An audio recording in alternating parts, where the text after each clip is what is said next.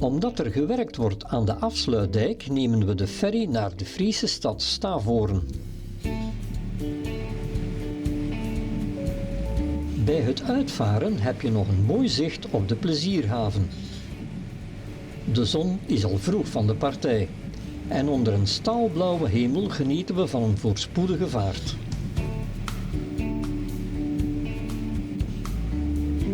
De afsluitdijk is een 32 kilometer lange dijk tussen Noord-Holland en Friesland, die het IJsselmeer letterlijk afsluit van de Waddenzee. Deze dijk doet dienst als waterkering en heeft een belangrijke taak om Nederland te beschermen tegen overstromingen.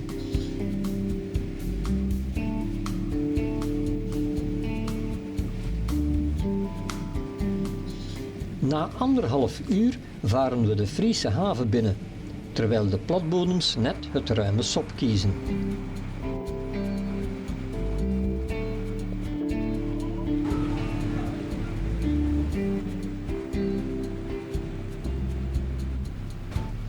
Net ten zuiden van Stavoren heb je de Rode Klif, een restant van de laatste ijstijd.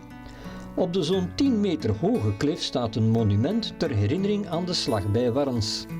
Op de steen staat de tekst "Lever dij als slaaf", liever dood dan slaaf.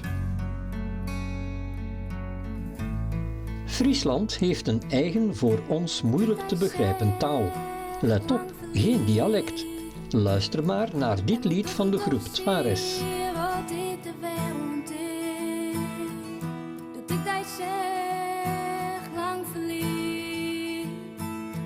En wat toch zeer wat ik de wereld in. Ik zocht daar, ik heb daar. Het fietspad slingert zich door de beboste en zacht glooiende landschappen aan de oostkust van het IJsselmeer richting Lemmer.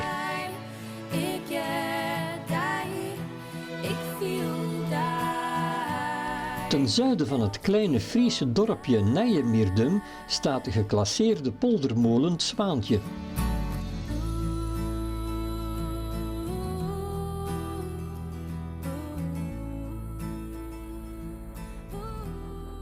Het Woudagemaal is het grootste stroomgemaal ter wereld dat ooit werd gebouwd en welke nog steeds operationeel is. Het werd voltooid in 1920, al werd de schoorsteen herbouwd na een blikseminslag. Je kan het gemaal onder begeleiding van een gids bezoeken. Het staat op de UNESCO Werelderfgoedlijst.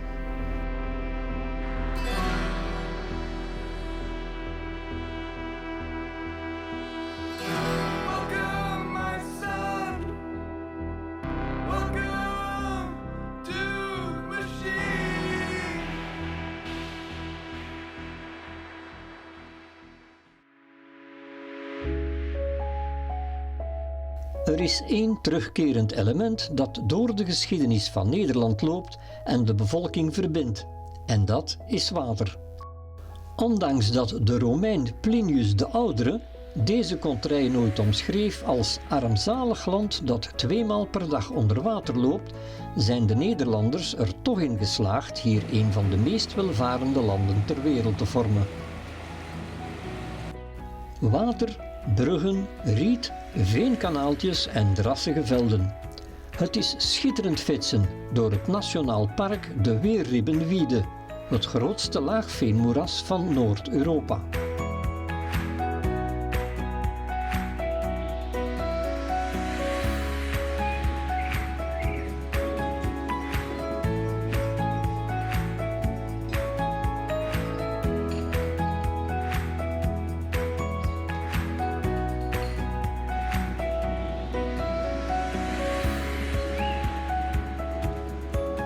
Het landschap van de Weerribbe en de Wieden is vooral ontstaan door het delven van veen en de rietteelt. Deze ontginnings- en exploitatiemethoden hebben geleid tot een mozaïek van landschapstypen en ecosystemen.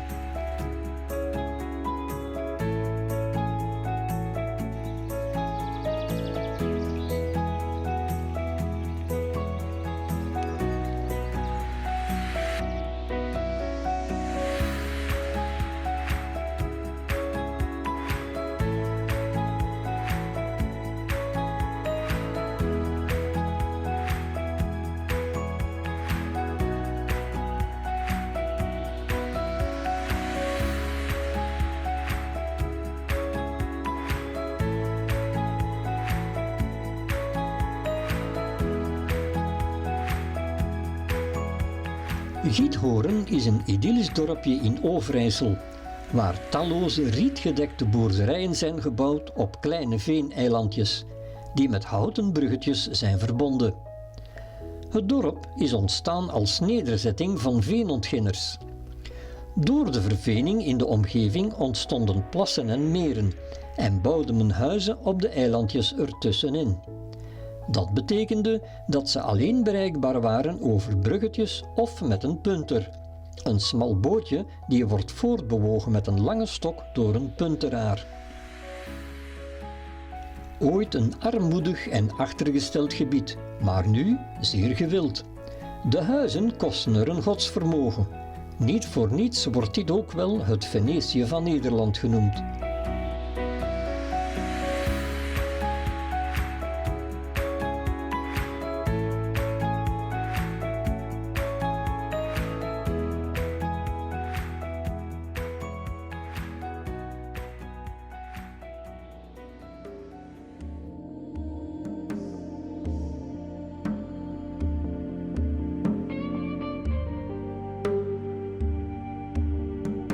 Vroeg in de ochtend, wanneer de natuur ontwaakt, is het zalig om door het stille dorp te wandelen.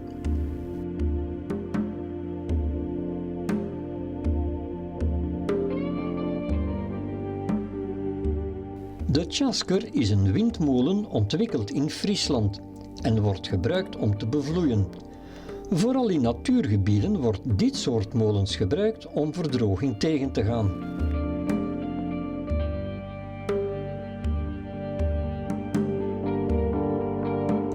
Dankzij de vele rietvelden en moerassen vinden ooievaars meer dan voldoende te eten. Het is dan ook een geliefde pleisterplaats voor deze iconische vogels.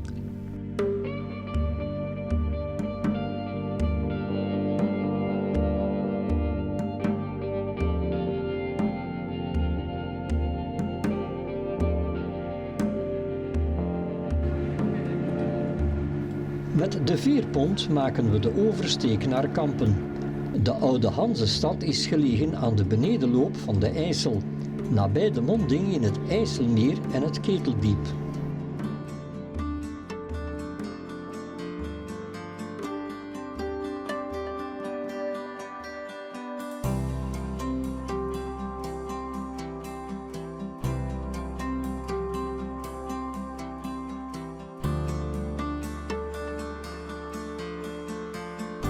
De stad, gesticht in de 12e eeuw, heeft een lange traditie van handel en scheepvaart, die rijkdom en aanzien meebracht.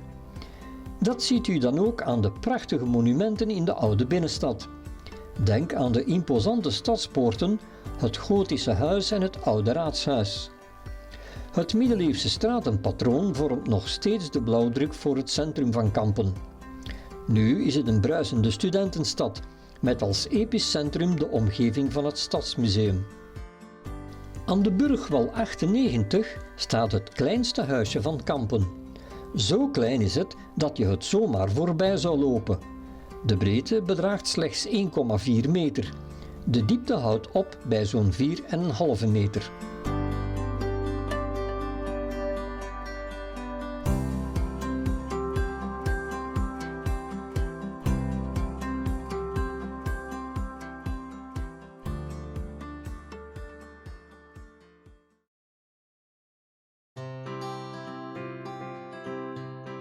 Zwanen, zwanen en zwanen. Waar je ook kijkt, je komt ze tegen. De buitenreven is dan ook een geschikte broedplaats voor deze geweldige vogels.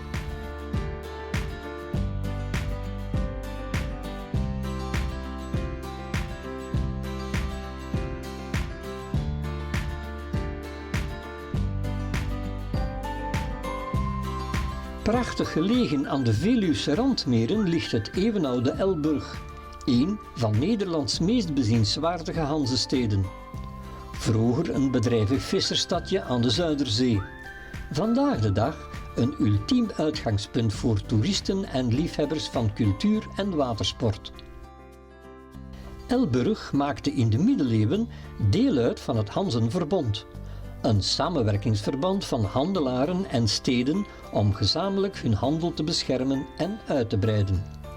Net als bij de andere Hanzensteden bloeide de welvaart in deze tijd. En dat is nog steeds te zien.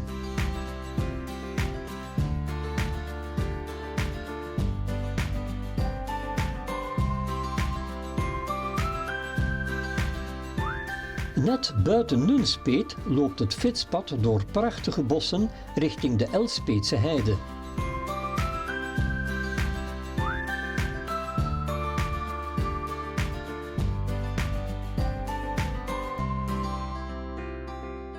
Niet alle molens zijn gemaalmolens. Veel dorpen hebben elk hun graanmolen.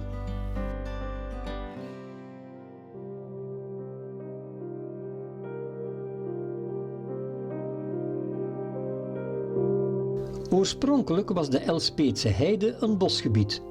Na het kappen van de bomen gebruikten de boeren van Elspeet en omgeving het gebied eeuwenlang voor de schapenhouderij. Door deze begrazing ontstond een uitgestrekt heideveld. Het was een tijdje militair oefenterrein, maar nu grazen er schapen en kan je er heerlijk fietsen.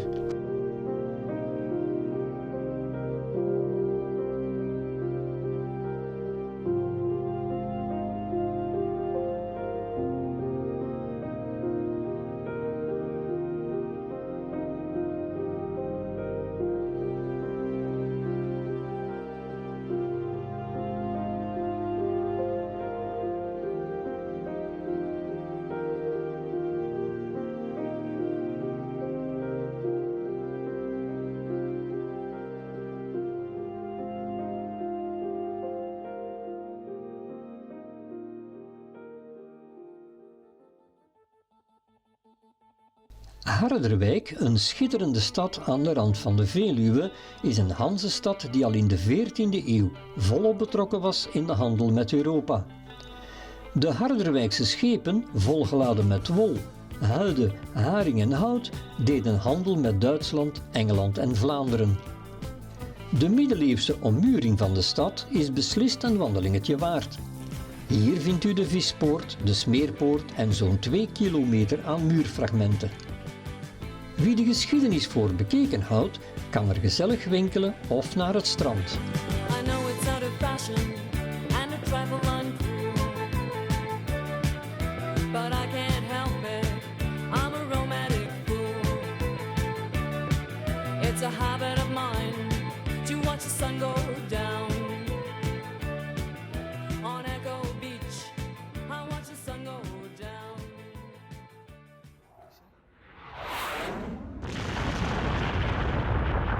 Dit oorlogsmonument is voor de geallieerde vliegeniers die gesneuveld zijn in de Tweede Wereldoorlog. Veel van de gevechtsvliegtuigen en bommenwerpers stortten namelijk neer in het IJsselmeer. De laatste etappe loopt door het Arkenheem-Eemland. Het is een wijd en open polderland, geclasseerd als Nationaal Erfgoedlandschap. We houden even halt aan de scheepstimmerwerf van Spakenburg, waar we op zoek gaan naar een kop koffie, maar het is zondag in de Bijbelbelt.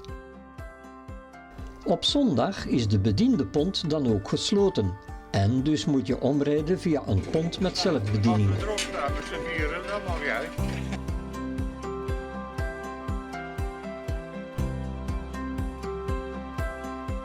Fietsen rond het IJsselmeer is een aanrader. Rijdend over mooie fietspaden door ongerepte natuur, langs beken en kanalen. Over talrijke bruggetjes en langs kleine haventjes kom je in oude steden, die nog steeds de grandeur van weleer uitstralen.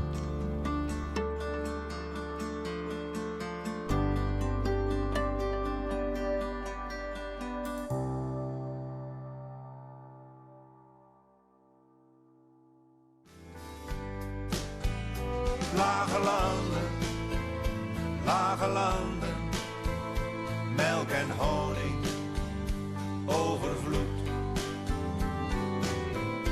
Uit ineengeslagen handen vloeit steeds vaker Nederlands